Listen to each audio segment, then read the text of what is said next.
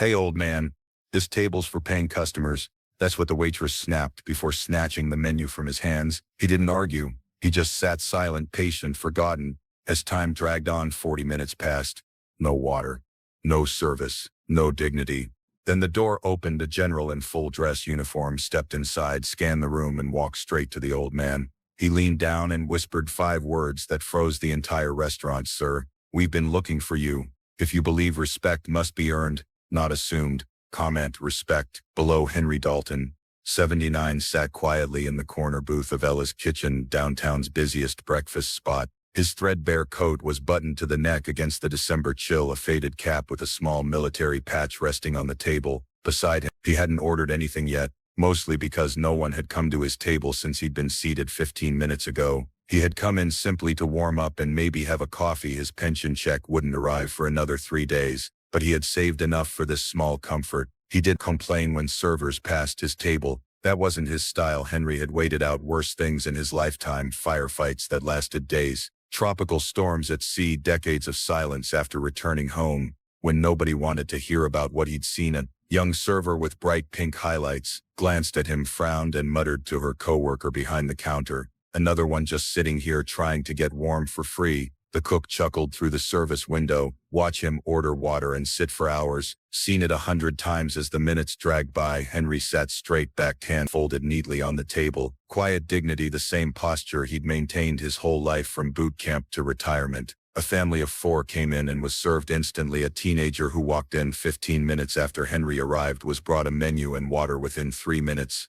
Henry still invisible. The counter, one of the servers whispered loudly enough to be overheard, "But he'll pay in loose change if he pays at all." But Henry had tucked a crisp $20 bill in his breast pocket that morning, just enough for coffee and a slice of apple pie. He'd been saving it all week for this small indulgence. His worn wallet, a black and white picture of his unit from 1968. 7 young men, arms around each other's shoulders, unaware of what awaited them. He reached for the photo, stared at it briefly, then tucked it back into place. He wasn't hungry anymore, but he stayed seated, not for food, as point for something else, something he couldn't quite name yet. Perhaps recognition, perhaps simply the right to exist in a public space without being judged by his weathered appearance. Then the bell above the door chimed. The air in the diner shifted perceptibly, like a change in barometer before a storm. Every head turned when the door opened, a blast of winter air sweeping through the warm diner. A man entered. Not just any man. Sharp dress uniform, combat boots, polished to a mirror shine, medals,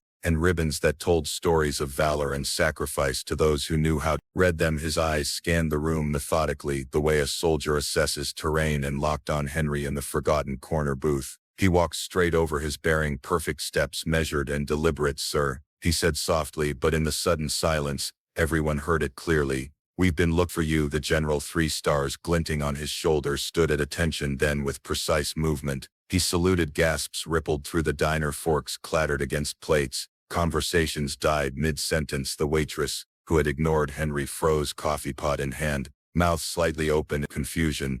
The manager, face rapidly reddening, emerged from the back office and stammered, "Is there a problem, General?" "There is," he replied, voice level but carrying an unmistakable edge. "You left a man who deserves better sitting here like he was nothing." Henry stood slowly, joints protesting movement. "You didn't have to come all this way, General Elias Reed," he said. The general smiled, warmth breaking through his official demeanor. "You saved my life, Henry. I owed you that much and more." Phones came out. The silence was broken only by whispers and the frantic sound of camera shutters capturing the moment. A reporter from the local station happened to be having breakfast nearby and started recording, sensing a story unfolding. 10 minutes later, 2 military Humvees pulled up outside the diner, their dark green profiles stark against the snow-covered street. Inside, one Walt original Bronze Star, reissued after his was lost in a house fire 5 years ago. The other carried a formal letter of apology from the Department of Defense for administrative errors that had caused his benefits to lapse periodically over the years. "We lost track of him after his retirement," General explained to the growing crowd, "but after what he did in Kandahar, I made it my personal mission to find him again." The waitress with pink highlights whispered, her voice suddenly small. What did he do?" The general looked her directly in the eye, holding her gaze until she had to look away. "He shielded 5 wounded soldiers with his own body when an ambush hit their convoy, sustained 3 gunshot wounds,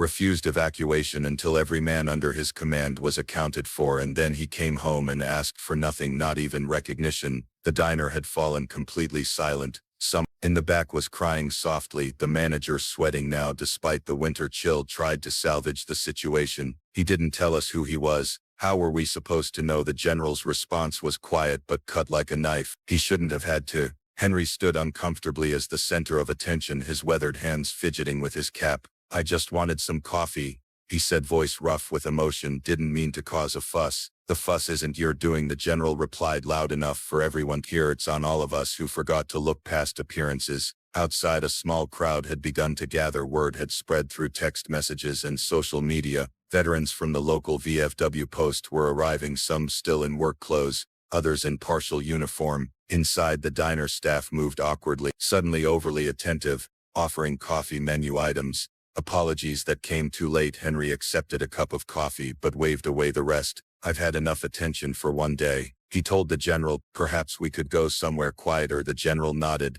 We have transport waiting, and people have been eager to thank you properly. If you believe service should never depend on appearance, share this story. Someone needs to hear it. The general took Henry's arm, gently supporting him with the deference due to both age and honor as they moved toward the door. Come on, sir, there are people who want to thank you properly. As they exited, the entire diner fell silent, watching the same people who had ignored or mocked him minutes earlier now stood out of instinct or shame or newfound respect as he walked past their tables. Outside, the crowd had grown substantially. Veterans groups from across the county, a local ROTC team in formation, civilians who had heard the story through rapidly spreading social media posts. One little boy, no more than 7, held a handmade sign hastily created with markers. Thank you, Mr. Dalton. Henry blinked rapidly, fighting emotion. I don't understand, he whispered to the general. They found out who you are, the general replied simply. Word travels fast. The general led him to a small podium that had been hastily set up on the sidewalk outside the diner,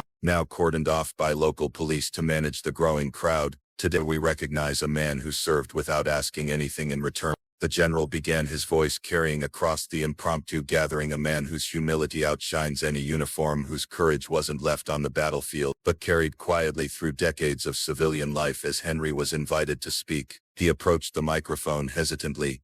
His voice was rough but firm, years of command still evident beneath the age. I didn't come here for attention, I just wanted some coffee and warmth on a cold day. But maybe, he paused, searching for words, maybe I stayed in that booth even when I was being ignored because some part of me still wanted to be seen. Not as a hero, just as a person. Cameras roll. Several reporters wiped away tears as they held microphones and scribbled notes. High school choir that had been practicing nearby arrived and spontaneously sang the national anthem, their young voices rising clear in the winter air. The governor's office called the mayor, offering Henry a state medal for lifelong service and sacrifice. By evening, the footage had been picked up by national network. The story played across America's screens. Decorated veteran ignored for 40 minutes until the military came for him. Within 24 hours, a GoFundMe page established by a local veterans group had raised over $50,000. Henry's small trailer was paid off, his medical bills cleared, a trust established, ensure he would never again have to count pennies for a cup of coffee.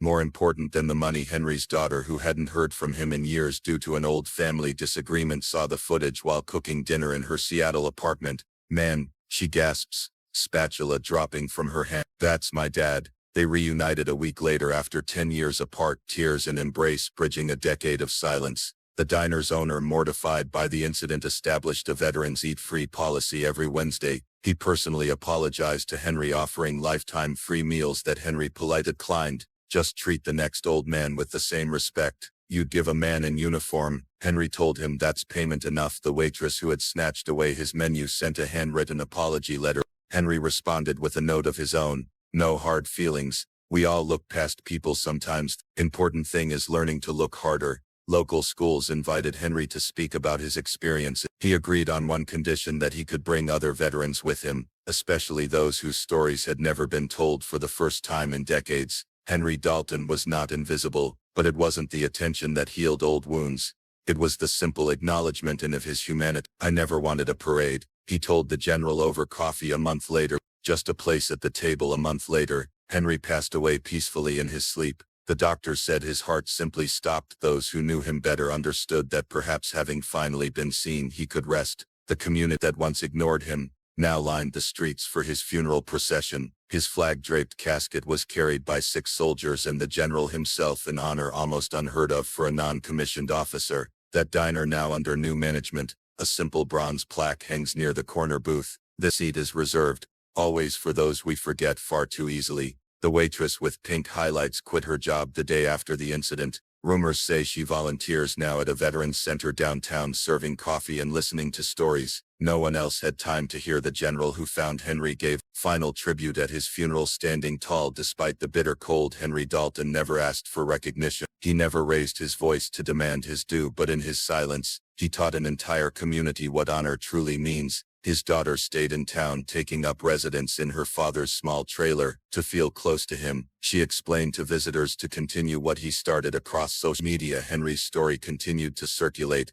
sparking conversations about invisible veterans and the quiet heroes walking among us. Respect the quiet ones, one viral post read. They're often the loudest in history. The original video had been viewed over 20 million times. Comment sections filled with stories of other veterans, other moments of recognition too long delayed, and once a year on the anniversary of the day Henry was found, a line of veterans comes into that same diner, now renamed Henry's Place. They sit silently at Henry's booth one after another throughout the day. They order pie and coffee, leave a $20 bill and walk out without saying a word. The money is collected and donated to a fund that helps homeless veterans. Henry's military photo hangs on the wall now alongside dozens of others brought by community members, a visual reminder that behind every aging face lies a story of service most of us will never fully comprehend. In death, Henry Dalton became a symbol, but those who truly understood knew the real lesson wasn't about honoring heroes. It was simpler than that. It was about seeing people, truly seeing them regardless of appearance, age or circumstance. About remembering that dignity isn't something to be earned through medals or uniform. It's the birthright of every person who walks through the door. Subscribe to Steel Heart Stories if you believe the ones who never asked for recognition are the ones who deserved it most.